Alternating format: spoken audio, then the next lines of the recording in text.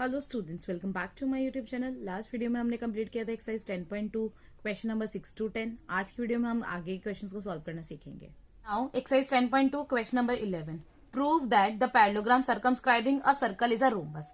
Question में उन्होंने आपको क्या कहा है कि आपको प्रूव करना है कि एक जो पैरेललोग्राम है जो सर्कल के ऊपर बनाया गया है वो पैरेललोग्राम जो है वो रोम्बस है। ये आपको प्रूव करना है। सबसे पहले हम इसका डायग्राम बना लेते हैं।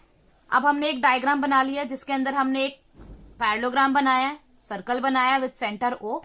ये पैरेललोग्राम की जो साइड्स है A B B C C D और डी ए वो हमारे सर्कल को टच कर रहे हैं पॉइंट पी क्यू आर और एस पे। हमें प्रूव करना है कि ये ए बी सी डी जो है वो एक रोम्बस है। रोम्बस क्या होता है बेटा? जिसकी चारों साइड एक दूसरे के बराबर होती है। ठीक है, तो अब सबसे पहले हमने गिवन लिख लिया। गिवन में हमने क्या लिखा? A parallelogram A B C D circumscribe a circle with centre O, the sides A B B C C D and D A touches the circle at point P, Q, R, S। ठीक है, now to prove में हमने लिख लिया। To prove में हमने क्या लिखा? ए बी इक्वल है हमारे बी सी के, इक्वल है सी डी के, इक्वल डी ए। और हम लिख सकते हैं कि A B C D is a rhombus. ये हमने लिख दिया प्रूफ में।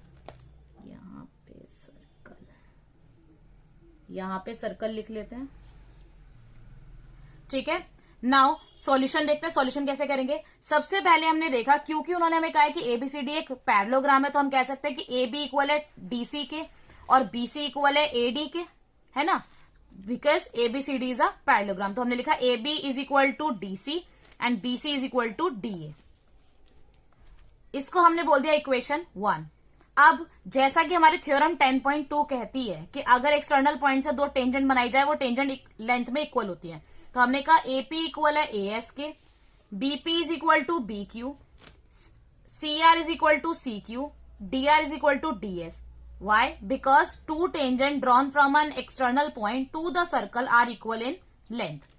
अब हमने क्या करना है? इसको हमने इक्वेशन दे दिया, इक्वेशन 2, 3, 4 और 5। नाउ एड द इक्वेशन 2, 3, 4 और 5। हम इन चारों इक्वेशन को ऐड कर लेते हैं। जब हमने इसको ऐड किया हमने लिखा AP plus BP plus D R plus C R is equal to A S plus D S plus B Q plus C Q. AP में जब बीपी को प्लस करा, एपी में जब बीपी को प्लस करा तो ये किसके बराबर हो गया? ए बी के। इसी तरीके से डीआर में जब सीआर प्लस करा, डीआर में जब सीआर प्लस करा तो ये हमारा किसके बराबर हो गया? डीसी के। सेम तरीके से हमने एएस में डीएस को प्लस करा तो ये हमारे बराबर हो गया एडी के, और बीक्यू में सीक्यू को प्लस करा तो ये बराबर हो गया सी बीसी के। ठीक है, तो हमने लिख दिया A B plus D C is equal to A D plus B C. अभी हमने फर्स्ट इक्वेशन में प्रूव करा था कि ए बी जो है वो हमारी ए बी जो है वो हमारी सी डी के बराबर है। ठीक है, और बीसी जो है वो हमारी एडी के बराबर है। तो हमने क्या करा? इस इक्वेशन में डीसी की जगह हमने क्या पुट कर दिया? ए बी, और एडी की जगह हमने क्या पुट कर दिया? बीसी। तो हमने लिखा A B plus A B is equal to BC plus BC. A B में ए बी को ऐड करा तो वो 2 ए बी के बराबर हो गया, इक्वल टू बीसी में बीसी को ऐड करा तो वो हो गया 2 बीसी के बराबर। 2 से 2 कट गया तो क्या मिला हमें? So A B is equal to BC.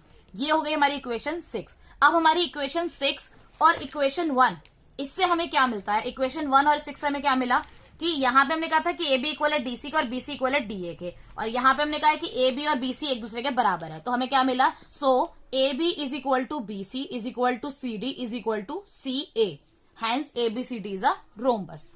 Now question number 12, a triangle ABC is drawn to circumscribe a circle of radius 4 cm such that the segment BD and DC into which BC is divided by the point of contact D are of length 8 cm and 6 cm respectively. Find the sides AB and AC. Question में उन्होंने क्या कहा है कि triangle ABC जो है वो एक सर्कल को सर्कमस्क्राइब कर रहा है जिसकी रेडियस है 4 सेंटीमीटर, और ये बीसी जो है साइड उसकी वो डिवाइड हो रही है डी पॉइंट से, दो सेगमेंट में डिवाइड हो रही है बीडी और सीडी में। बीडी है हमारी 8 सेंटीमीटर और सीडी है हमारी 6 सेंटीमीटर। ये उन्होंने हमें क्वेश्चन में दे रखा है, और उन्होंने कहा है कि हमें ए बी और ए सी की लेंथ निकाल कर दो। ठीक है, यहाँ पे हमें ए बी और ए सी की लेंथ को कैलकुलेट करना है। सबसे पहले हम ये डायग्राम ड्रॉ कर लेते हैं। डायग्राम हमने ड्रॉ कर लिया है। डायग्राम ड्रॉ करने के बाद हमने क्या करा? सबसे पहले हमने लिखा गिवन। गिवन में हमने क्या लिखा? ABC is a triangle circumscribe a circle with centre O, the sides A B BC and CA touches the circle at point F, D and E. B D is equal to 8 centimetre और C D is equal to 6 centimetre. ये हमने लिख लिया given में, जो हमें question में दे रखा था।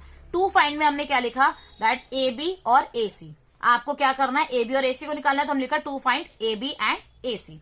अब हमने करी कंस्ट्रक्शन, हमने लिखा बाय कंस्ट्रक्शन। कंस्ट्रक्शन में हमने क्या करा, हमने ज्वाइन कर दिया ओ ई को, ओ एफ को, ओ डी को, इसी तरीके से ओ ए को, ओ बी और ओ सी, इन सभी को हमने ज्वाइन कर दिया। ठीक है, नाउ सॉल्यूशन में हम कैसे करेंगे वो देख लेते हैं। सबसे पहले हमने लेट कर लिया कि ए ई जो है वो हमारा x सेंटीमीटर के बराबर है। हमने क्या लेट करा, let A E is equal to x centimetre. अब हमने कहा B D is equal to B F, that is 8 centimetre. B D हमारा बी एफ के बराबर है 8 सेंटीमीटर। क्यों, क्योंकि हमारी थ्योरम 10.2 ऐसा कहती है। इसी तरीके से सी डी जो है वो हमारी सीई के बराबर है, दैट इज 6 सेंटीमीटर। ये भी 10.2 थ्योरम कहती है हमारी। सेम तरीके से ए एफ इक्वल है ए ई के, दैट इज x सेंटीमीटर। तो हमने वही चीज लिख ली। So B D is equal to B F is equal to 8 centimetre, C D is equal to E C is equal to 6 centimetre, A E is equal to A F is equal to x centimetre, because of theorem 10.2। अब हमने पहले इन sides को calculate कर लिया। A B अगर हम देखें, ए B की लेंथ अभी हमारी क्या हो जाएगी, ए एफ और बी एफ को मिलाकर बनाया तो मतलब x प्लस 8 हो जाएगी। तो हमने लिखा A B is equal to x plus 8। A C हमारा क्या हो जाएगा, x और 6 को ऐड करने के बाद बनेगा, तो इसको हमने करा x प्लस 6। बीसी हमारा किसके बराबर हो जाएगा, 6 प्लस 8 को करके, तो 6 में 8 प्लस किया तो आया 14, तो बीसी हो गया हमारा 14। सेमी पेरीमीटर निकालने का फॉर्मूला क्या होता है, a plus B plus C divide by 2। A हमारा हो गया x प्लस 8, बी हमारा हो गया 14 और सी हो गया हमारा x प्लस 6 डिवाइड बाई 2। अब हमने इसको ब्रैकेट को ओपन कर लिया। ब्रैकेट को ओपन करने के बाद ये हमारा हो गया x plus 8 plus 14 plus x plus 6। x में x को प्लस करा तो वो हो गया 2x, 8 में 14 को प्लस करा प्लस 6 को प्लस करा तो आया हमारा 28। तो हमारा हो गया 2x plus 28 divide by 2 is equal to s। अब हमने इसमें से 2 को कॉमन निकाल लिया। कॉमन निकाला तो क्या हुआ, 2 कॉमन निकल गया, ब्रैकेट में हमारा आ गया 2x में से 2 निकाल लिया तो बचा x, प्लस 28 में से 2 निकाल लिया तो कितना बचा 14। 2 क्योंकि इसके मल्टीप्लाई में तो ये 2 से 2 कट जाएगा, इसको हमने डिवाइड कर दिया तो हमारे पास s कितना आ गया, x प्लस 14। अब हमने लिखा एरिया ऑफ ट्राइंगल एबीसी का formula. Area of triangle ABC निकालने का फॉर्मूला क्या हो जाएगा हमारा, अंडर रूट एस माइनस ए, एस माइनस बी और एस माइनस सी। अब हमने अंडर रूट में ले लिया, एस हमारा आया था x plus 14, bracket open, S था हमारा x प्लस 14 माइनस ए है हमारा x प्लस 8। इसी तरीके से हमने आगे लिखा, एस है हमारा x प्लस 14 माइनस बी है हमारा 14। एस था हमारा x प्लस 14 और सी की वैल्यू हमारी क्या थी, माइनस x प्लस 6। ठीक है, अब हमने ब्रैकेट ओपन किया, x प्लस 14 ब्रैकेट ओपन, अंदर का ब्रैकेट ओपन किया तो क्या हुआ, x प्लस 14 माइनस x इस ब्रैकेट के अंदर प्लस का है तो बाहर आके क्या हो जाएगा माइनस का, और 8 प्लस का है तो क्या हो जाएगा माइनस का। तो हमने लिखा x plus 14 minus x minus 8। इसी तरीके से हमने आगे किया x प्लस 14 माइनस, और ये 14। नेक्स्ट हमने इसके आगे किया x प्लस 14 माइनस, x इसमें प्लस का है तो ये हो जाएगा माइनस का, और 6 हमारा प्लस का है तो हो जाएगा माइनस का। अब इसको आगे सॉल्व कर लेते हैं। यहाँ पे x एक प्लस का और एक माइनस का तो इसको कट कर देंगे। दूसरे वाले में हमारा 14 एक प्लस का एक माइनस का तो ये भी कट हो जाएगा। तीसरे वाले में हमारा x एक प्लस का एक माइनस का तो ये भी कट हो जाएगा। अब हमने इसे आगे सॉल्व किया तो क्या हुआ, x प्लस 14, इसमें हमारे पास क्या बचा, 14 में से 8 माइनस किया तो कितना आया 6। यहाँ पे हमारे पास बचा है x, और इसमें हमारे पास क्या बचा, 14 में से 6 माइनस करा तो आया 8। अब 6 को 8 से मल्टीप्लाई करा तो आया 48। तो हमने आगे क्या लिखा, under root x plus 14 into X into 48। अब x को जब हमने x प्लस 14 से मल्टीप्लाई करा तो क्या हुआ, x को x से इंटू करा तो x स्क्वायर प्लस x को 14 से इंटू करा तो 14x, bracket close 48। Under root में हमने इसको यहीं पे ऐसे ही छोड़ दिया। ये हो गया हमारा एरिया ऑफ ट्राइंगल एबीसी। अब अगर हम ध्यान से देखें बेटा, तो ये जो पूरे ट्राइंगल का जो एरिया है ये हमारा किसके बराबर है, एरिया ऑफ ट्राइंगल एओबी। इस वाले ट्राइंगल के एरिया को प्लस कर दूं, फिर area of triangle BOC, BOC के एरिया को प्लस कर दूं, इसी तरीके से area of triangle AOC, AOC के एरिया को प्लस कर दूं। ठीक है, तो हमने यही चीज लिख दी।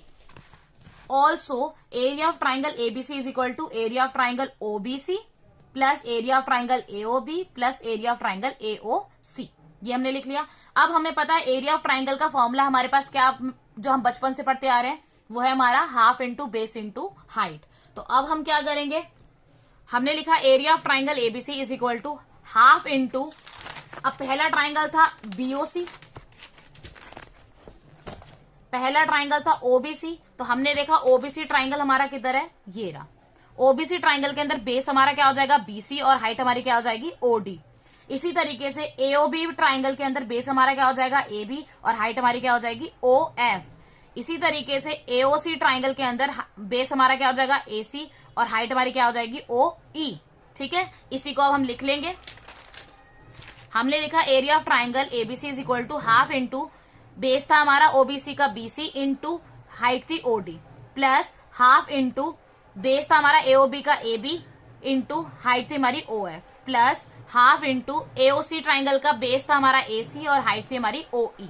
ठीक है, अब इनकी वैल्यू पुट कर लेते तो हमने लिखा हाफ इंटू बीसी की वैल्यू थी 14, इंटू ओडी हमारा कितना है 4, क्योंकि रेडियस हमारी कितनी थी 4, plus half into A B की वैल्यू थी हमारी x plus 8, into O F हमारा कितना था 4, क्योंकि ओ एफ भी हमारी रेडियस है सर्कल की, प्लस हाफ इंटू ए सी की वैल्यू थी x प्लस 6, इंटू ओ ई की वैल्यू कितनी थी 4, क्योंकि ओ ई भी हमारा रेडियस है सर्कल का। ठीक है, 2 से 4 कट रहा है तो इसको काट दो, 2 1 2, 2 2 4।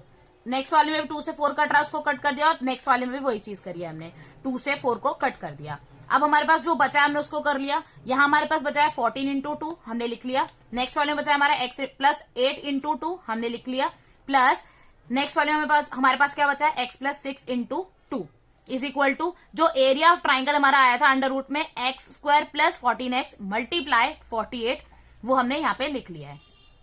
अब 14 को 2 से इंटू करा तो आया 28, x प्लस 8 को जब 2 से इंटू करा तो क्या आया, x को 2 से किया तो 2x, 2 को 8 से मल्टीप्लाई करा तो आया 16, प्लस इसी तरीके से x प्लस 6 को जब हमने 2 से मल्टीप्लाई करा तो क्या हुआ, 2 को जब हमने x से मल्टीप्लाई कराया तो आया 2x, और 2 को हमने 6 से मल्टीप्लाई कराया तो आया 12। ठीक है, अब हम इसके ब्रैकेट को ओपन कर लेते हैं, 28 plus 2x plus 16 plus 2x plus 12, 28 plus 16 plus 12 is equal to 56। हमने इन तीनों को प्लस कर दिया नंबरों को, फिर 2x में 2x को ऐड करा तो आया 4x। अब अभी हम साइड में एरिया हम वैसे ही लिख रहे हैं। नाउ नेक्स्ट स्टेप हमने क्या करा, यहाँ पे हमने देखा 4 कॉमन निकल रहा, तो मैंने 4 कॉमन निकाल लिया, 56 में से 4 निकाल लिया तो कितना बचा 14, प्लस 4x में से 4 बाहर निकाल लिया तो क्या बचा हमारे पास x, तो हमारा हो गया 4 ब्रैकेट में 14 plus x is equal to square root x square plus 14x bracket 48। ठीक है, इंटू 48। नाउ इक्वल टू के एक साइड में अगर स्क्वायर रूट होता है तो दूसरी साइड जाके वो क्या हो जाता है, स्क्वायर। ये आपको मैंने पहले ही बताया, तो हमने यहाँ का स्क्वायर रूट हटा दिया और इस वाले टर्म पर स्क्वायर लगा दिया। तो अब हमारा क्या हो गया, X square plus 14x into 48 is equal to 4 bracket 14 plus x whole bracket square. ठीक है, अब हमने इसका स्क्वायर कर दिया, 4 का स्क्वायर करा तो आया 16, 14 प्लस x का स्क्वायर हो गया 14 प्लस x का होल स्क्वायर। अब हमने लिखा नेक्स्ट स्टेप में, यहां पे हमने देखा कि ये 16 मल्टीप्लाई में इक्वल टू के साइड पर, दूसरी साइड जाके हो जाएगा डिवाइड, तो हमने इसको डिवाइड कर दिया, 48 को 16 से डिवाइड करा तो आया 3, तो ये हमारा हो गया 3 ब्रैकेट में X square plus 14x is equal to 14 plus x का होल स्क्वायर। अब यहाँ पे हमने आइडेंटिटी लगा दी a प्लस बी का whole square, that is a square plus B square plus 2ab। यहाँ पे हम ओपन कर लेते हैं, 3 को जब हमने एक्स स्क्वायर से मल्टीप्लाई करा तो आया 3x स्क्वायर, 3 को हमने 14x से मल्टीप्लाई कराया तो आया 42x is equal to identity लगा दी, a स्क्वायर मतलब x square plus 2ab 28x हो गया, प्लस b स्क्वायर हो गया, 14 का स्क्वायर हो गया 196। अब 3x स्क्वायर हमने लिख लिया, x स्क्वायर यहाँ पे प्लस में दूसरी साइड जाके क्या हो जाएगा माइनस, ऐसे 42x प्लस का है ये यही रहेगा, 28x जो है वो हमारा इस साइड पर प्लस में दूसरी साइड जाके क्या हो जाएगा माइनस, और ऐसे ही हमारा 196 जो है वो इस साइड प्लस में दूसरी साइड जाके क्या हो जाएगा माइनस। तो हमने इसका इसी तरीके से लिख लिया, हमने लिखा 3x square minus X square plus 42x minus 28x minus 196 is equal to 0। 3x square में से x स्क्वायर को माइनस करा तो आया 2x स्क्वायर प्लस 42x में से 28x को माइनस करा तो आया 14x minus 196 is equal to 0। अब हमने इसमें से निकाल लिया 2 कॉमन निकालने के बाद क्या हुआ, हमारे पास क्या बचा, 2x स्क्वायर में से 2 कॉमन निकाला तो बचा x स्क्वायर प्लस 14 में से 2 निकाला तो आया 7 माइनस 196 में से 2 बाहर निकाले तो कितना बचा 98। 2 यहाँ पे मल्टीप्लाई में दूसरे जाके क्या हो जाएगा डिवाइड, 0 को 2 से डिवाइड करेंगे तो 0 ही आने वाला है, तो हमने लिखा X square plus 7x minus 98 is equal to 0। अब हम इसको करेंगे बेटा स्प्लिटिंग करनी आती है आपको। स्प्लिटिंग हम कैसे करते हैं, पहले हमने देखा एक्स स्क्वायर के आगे का नंबर वो है 1 को 98 से मल्टीप्लाई करा तो आया 98, अब हमें ऐसे दो नंबर चाहिए जिसको मल्टीप्लाई करने पे आए 98 और प्लस माइनस करने पे आए 7। तो हमने देखा 14 को अगर हम 7 से मल्टीप्लाई करते हैं तो हमारा 98 आता है, और 14 में से 7 को माइनस करते हैं तो हमारा आता है 7। तो हमने लिखा एक्स स्क्वायर प्लस, यहां पे हमने लिखा 14x क्योंकि हमारे पास ऊपर 7x हमें प्लस में चाहिए, तो हमने लिखा X square plus 14x minus 7x minus 98 is equal to 0। यहाँ पे हमने कॉमन निकाल लिया इन दोनों में, यहाँ पे हमने कॉमन निकाल लिया x, तो x कॉमन निकल गया, बचा क्या हमारे पास एक्स स्क्वायर में से एक x निकाल लिया तो बचा x प्लस 14x में से x निकाल लिया तो बचा 14 माइनस 7 निकाल लिया इन दोनों में से कॉमन, तो हमारा ब्रैकेट में क्या बचा माइनस 7x में से माइनस 7 बाहर निकाले तो बचा प्लस x ब्रैकेट में, माइनस 98 में से हमने माइनस 7 बाहर निकाल लिया तो क्या बचा हमारे पास प्लस 14। तो एक हमारी टर्म हो गई x माइनस 7 और एक हो गया हमारा x plus 14 is equal to 0। तो हमने लिखा x minus 7 is equal to 0, तो x हमारा यहाँ पे माइनस में है 7 तो दूसरे जाके हो जाएगा प्लस में, तो हमने लिखा x इज इक्वल टू 7। इसी तरीके से x plus 14 is equal to 0, तो यहाँ पे 14 हमारा प्लस में तो दूसरे जाके क्या हो जाएगा माइनस, तो हमने लिखा x is equal to minus 14, और x की वैल्यू हम कभी भी माइनस में नहीं लेते हैं, तो यहाँ पे हमने ले ली x इज इक्वल टू 7। तो हमारी साइड्स क्या हो गई, a b था हमारा x प्लस 8, तो x था हमारा 7, 7 में 8 प्लस किया तो आया 15, b c 14 था ही, AC हमारा था x प्लस 6, तो 7 में 6 प्लस किया तो आया 13, तो AB हमारी होगी 15 और AC होगी 13 centimetre. Now question number 13, prove that the opposite sides of a quadrilateral circumscribing a circle subtend supplementary angles eight the centre of the circle. Question में उन्होंने आपको क्या कहा है कि आपको ये प्रूव करना है कि एक क्वाड्रिलेटरल जो एक सर्कल को सर्कमस्क्राइब कर रहा है उसकी अपोजिट साइड्स की वजह से जो सेंटर में एंगल बन रहे हैं वो सप्लीमेंट्री एंगल है, ये आपको प्रूव करना है। सप्लीमेंट्री एंगल कौन से होते हैं ये मैंने आपको पहले ही बताया था, वो एंगल्स जिनका सम जो है वो 180 डिग्री के बराबर होता है वो कहलाते हैं सप्लीमेंट्री एंगल। तो देख लेते हैं पहले कैसे करेंगे। ये डायग्राम ड्रॉ करने के बाद गिवन लिख लिया, गिवन हमने क्या लिखा, quadrilateral ABCD circumscribe a circle with centre O, sides A B B C C D और D A touches the circle at point P Q R and S. ठीक है, टू प्रूव में हमने लिख लिया, हमें प्रूव क्या करना है, that angle A O B plus angle C O D is equal to 180 degree, ये वाला और ये वाला। इसी तरीके से एंगल ए ओ डी ये वाला angle plus angle B O C ये वाला angle is equal to 180 degree. अब हमने कर लिया कंस्ट्रक्शन, कंस्ट्रक्शन में हमने क्या करा, हमने ज्वाइन कर लिया ओ क्यू को, ओ पी को, ओ आर को और ओ एस को। ठीक है, अब हम इसे सॉल्व कैसे करेंगे बेटा वो देख लेते हैं। सबसे पहले हमने नेमिंग कर लिया एंगल्स की ताकि हमें इजी रहे, हमने 1 2 3 करके डाल दिया इसको। अब हमने सॉल्यूशन कैसे किया वो देख लेते हैं। हमने कहा एंगल 1 इक्वल एंगल 2 के, एंगल 3 इक्वल एंगल 4 के, एंगल 5 इक्वल एंगल 6 के, एंगल 7 इक्वल एंगल 8 के।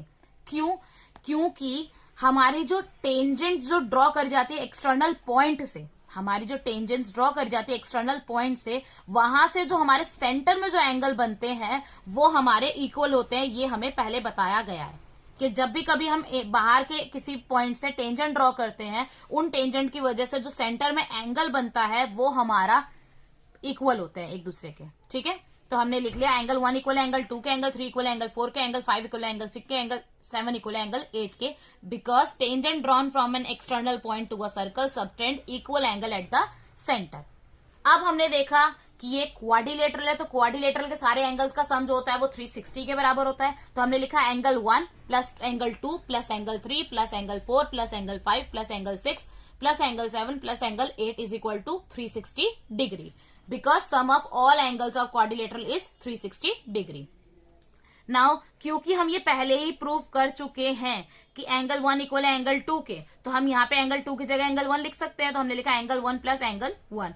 इसी तरीके से एंगल 3 4 के बराबर है, तो एंगल 3 की जगह हम 4 लिख सकते हैं। तो हमने लिखा plus angle 4 plus angle 4 plus angle 5 plus angle 6 की जगह भी हम क्या लिख देंगे, एंगल 5, क्योंकि हम ये प्रूव कर चुके हैं कि ये बराबर है। इसी तरीके से 7 की जगह हम लिख देंगे angle 8 plus angle 8 is equal to 360 degree. Angle 1 में एंगल 1 को ऐड करा तो 2 एंगल 1 हो गया, एंगल 4 में एंगल 4 को ऐड करा तो 2 एंगल 4 हो गया, एंगल 5 में एंगल 5 को ऐड करा तो 2 एंगल 5 आ गया, एंगल 8 में एंगल 8 को ऐड किया तो आया 2 angle 8 is equal to 360 degree.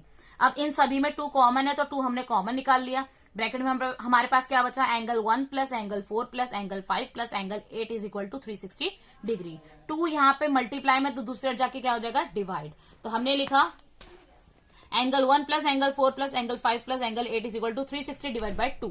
360 को 2 से डिवाइड करा तो आया हमारा 180 डिग्री। अब एंगल 1 और एंगल 8 को अगर हम प्लस करें, अगर हम ध्यान से देखें एंगल 1 और एंगल 8 को प्लस करा तो हमारा किसके बराबर हो गया, एंगल AOD के। इसी तरीके से एंगल 4 प्लस एंगल 5, एंगल 4 और एंगल 5 को प्लस करा तो हमारे पास क्या बन गया, एंगल BOC। तो हमने लिखा angle AOD plus angle BOC is equal to 180 degree. इसी तरीके से हम लिख दे similarly angle 2 plus angle 3 plus angle 6 plus angle 7 is equal to 180 degree. और एंगल 2 और 3 को ऐड करेंगे तो क्या हो जाएगा, एंगल AOB, और 6 और 7 को ऐड करेंगे तो एंगल COD हो जाएगा। तो हमने लिखा angle AOB plus angle COD is equal to 180 degree. That's all for today.